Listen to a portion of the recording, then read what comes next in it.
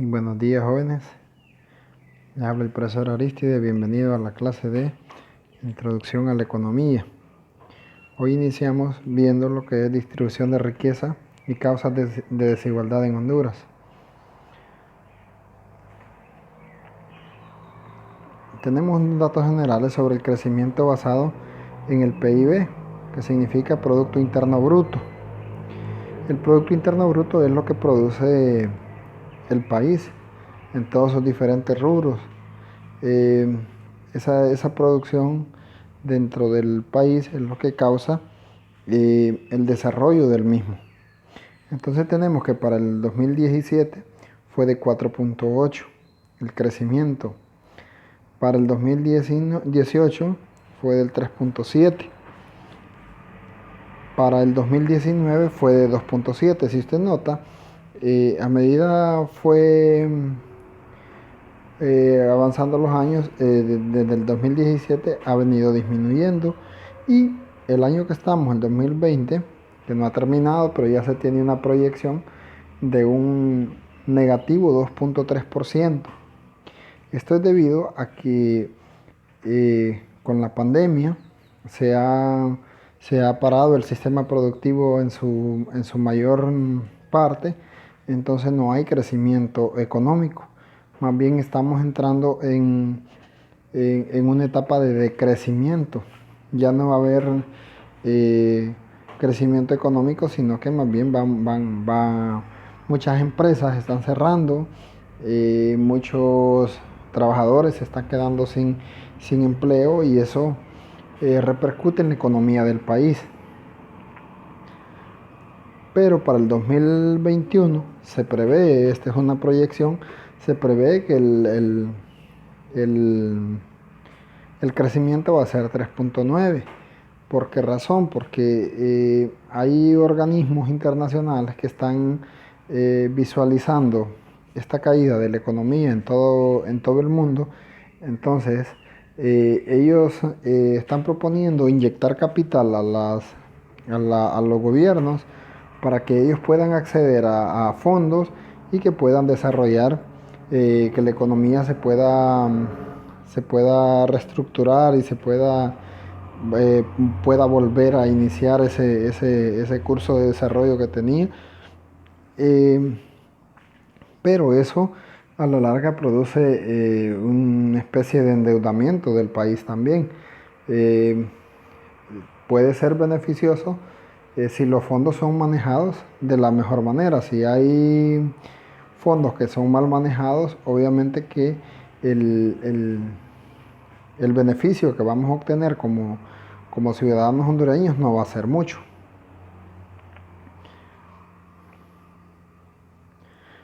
Los factores que determinan que Honduras tenga un mayor crecimiento económico. El primero es la ubicación estratégica. Cuando nos referimos a ubicación estratégica, es la posición que tiene Honduras en nuestro continente. Nosotros somos el centro del continente. Honduras puede establecer comercio mediante vía terrestre y vía marítima, porque tiene acceso tanto al Océano Pacífico como al Océano Atlántico, y es quien une a la América del Sur con la América del Norte. Entonces, por eso decimos que es un país con ubicación estratégica, porque posee todas las características que cualquier país deseara para poder desarrollarse. Tiene una base industrial. Y en Honduras la industria está, podemos decir que no está desarrollada al 100%, pero sí hay una base que si se incentivara, puede llegar a ser más fuerte y puede ayudar al desarrollo del país. La diversificación de exportaciones en Honduras no solamente ya no se exporta como en épocas pasadas, que Honduras se basaba solo en la exportación de banano o la exportación de metales preciosos como oro y plata. Ahora se ha diversificado, ahora se exportan vegetales frescos, se exporta ropa, se exporta carnes, eh, y diversidad de productos que se manejan en la zona sur. Hay exportación de camarón, de exportación de tilapia, entonces todo eso hace que sea un factor para que ayude al crecimiento económico del país. Otro factor es la población joven y en crecimiento. La mayor parte de la población hondureña es joven. ¿Qué significa? Que en la etapa de la juventud es cuando el ser humano tiene su mayor eh, productividad. Los jóvenes son más productivos. Ya cuando la persona ya pasa de los 35 o 40 años, ya aunque ya es personas con mayor experiencia, pero en cuanto a productividad hay una disminución. En cambio, las personas que empiezan a ingresar a la población apta para trabajar, la mayoría son jóvenes. Y tenemos los recursos naturales. Honduras cuenta con una gran cantidad de recursos naturales que si se manejaran de la mejor manera fueran un fuerte apoyo al desarrollo económico del país. Muchas veces lo que sucede es que estos recursos son mal aprovechados o son mal manejados. Entonces, si cada recurso con el que cuenta el país fuera utilizado de la mejor manera, entonces hubiera un mayor crecimiento. Bien, continuamos con los niveles de pobreza. En 2018, el 48.3% de la población que vive es la población que vive en pobreza en el país. De ese 48.3, el 60.1 es de zonas rurales y el 38.4 es de zonas urbanas. Entonces, ¿qué significa? Que la mayor parte de la población que está en pobreza está en las zonas rurales. No significa que en las zonas urbanas no haya pobreza, sino que de repente la cantidad es un poco menor. Pero la desigualdad anda en un promedio de 50.5, que significa que un poquito más del 50% de la población hondureña está en pobreza. ¿Qué significa eso? Mala distribución de recursos. Mala distribución de recursos en el sentido de que muchas veces las personas que cuentan con mayor capacidad económica no dejan fluir los recursos hacia las personas que están en pobreza. Entonces, eh, aunque genera, aunque generan en cierta forma empleo y desarrollo, también genera que el resto de la población se mantenga en un nivel bajo y que no haya crecimiento de esas personas. A tal grado que la clase media está a punto de desaparecer en Honduras. Apenas representa un 11% de la población. Y esto se debe a que muchas veces no hay oportunidad. Hablábamos de clases sociales en épocas antiguas, hablábamos de una clase alta, una clase media y una clase baja. Entonces la clase media se enfocaba no tanto en la parte económica, sino en el grado de formación académica o educación que pudiera tener las personas. Pero la mayor parte de las personas que están en la clase media, aunque son preparados académicamente, tienen preparación, pero la mayoría trabajan en empleos subvalorados. ¿Qué significa esto? Que no recibe el sueldo que debería de estar recibiendo. Entonces, prácticamente recibe un sueldo solamente de subsistencia. Solo, los ingresos que obtiene solo son para poder sobrevivir nada más.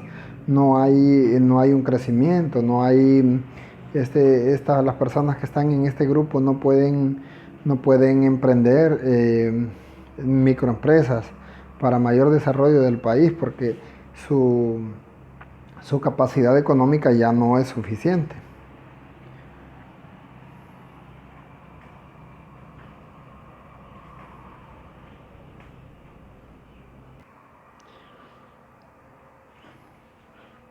Luego tenemos lo que son factores adversos, por ejemplo, violencia. En Honduras se registra 41 homicidios por cada 100.000 habitantes. Entonces este factor, eh, determina en cierta forma que no haya inversión extranjera. Una parte del desarrollo del país lo producen las inversiones que vienen del extranjero.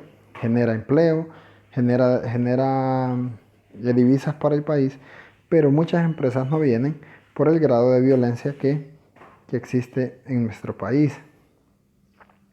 La exposición a desastres naturales. Somos un país muy vulnerable.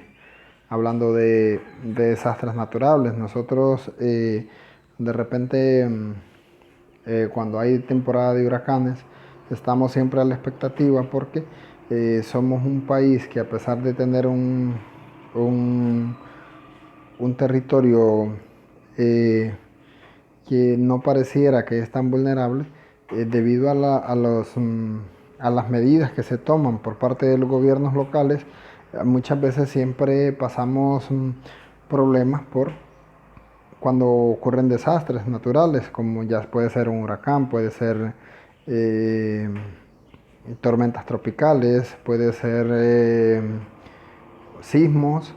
Entonces, siempre nosotros sufrimos con estos desastres porque muchas veces, más que todo, por el mal manejo que se, que se hace en función de este tipo de desastres. La otra es el cambio climático. En los últimos años nosotros hemos experimentado o tiempos muy secos o tiempos muy lluviosos. ¿Qué significa eso? Que hay una desproporción entre lo que es la lluvia y el tiempo seco. Entonces, la distribución de la lluvia que cae en el país no es homogénea, no está distribuida en todo el año de la manera que pudiera ser más beneficiosa para las personas que trabajan en agricultura, por ejemplo. Entonces eso es un condicionante. Y de repente podríamos decir, se pueden implementar sistemas de riego y empezar a producir bajo esta norma, pero resulta de que las fuentes de agua siempre dependen de la cantidad de lluvia que haya. Entonces siempre va a ser un limitante ese, que nuestro clima actualmente es muy cambiante. Y por último tenemos lo que es la alta migración. En el país mucha gente opta por migrar debido a las condiciones que tenemos. Entonces de repente no encontramos empleo. Otras personas no necesariamente porque no encuentren empleo, sino porque creen que en otro país las condiciones van a ser distintas y que van a superarse más rápido. Otros por problemas familiares, otros huyendo de la violencia, pero independientemente cuál sea la razón, el grado de migración es alto en nuestro país. Vamos a hablar de una organización que es el Fondo Monetario Internacional, que es quien provee o gestiona ayudas económicas a los países, pero en forma de préstamo. Ahora, tiene sus propias exigencias. Las exigencias del Fondo Monetario Internacional, la primera es que el gobierno pueda controlar sectores claves, incluyendo el sector eléctrico, la gobernanza y el clima empresarial. El sector eléctrico es el control de producción de energía que sea manejado de una manera más eficiente. La otra, la gobernanza, que el gobierno ofrezca una garantía de gobernabilidad que sea democrático. Y el clima empresarial es que la empresa privada con el gobierno se sienten a sentar bases para el desarrollo, y que eso garantice al Fondo Monetario Internacional que somos un Estado estable y que cualquier fondo que sea canalizado hacia nuestro país va a ser manejado de una manera transparente, y obviamente que ese fondo tiene que retornar. Entonces, de esa manera es como ayuda el Fondo Monetario Internacional. Si nosotros no tenemos eh, sustento como país, si no tenemos credibilidad como país, obviamente que no nos van a ayudar, simple y sencillamente las ayudas no llegarán. Ahora vamos a hablar de lo que es la población económicamente activa. Según datos del INE, que es el Instituto Nacional de Estadística, la fuerza laboral de Honduras es de 4.220.294 personas. Eso representa un 57.3% de la población. La población económicamente activa está compuesta por un 62% de varones y 38% de mujeres. Y la población en edad para trabajar, según el INE, es 7.360.067 personas. Y la población económicamente inactiva es de 2.842.911. Ahora, estos datos nos revelan que aunque tenemos una población apta para poder trabajar de 7.360.067, hay solamente en la población económicamente activa hay solamente 4.220.294.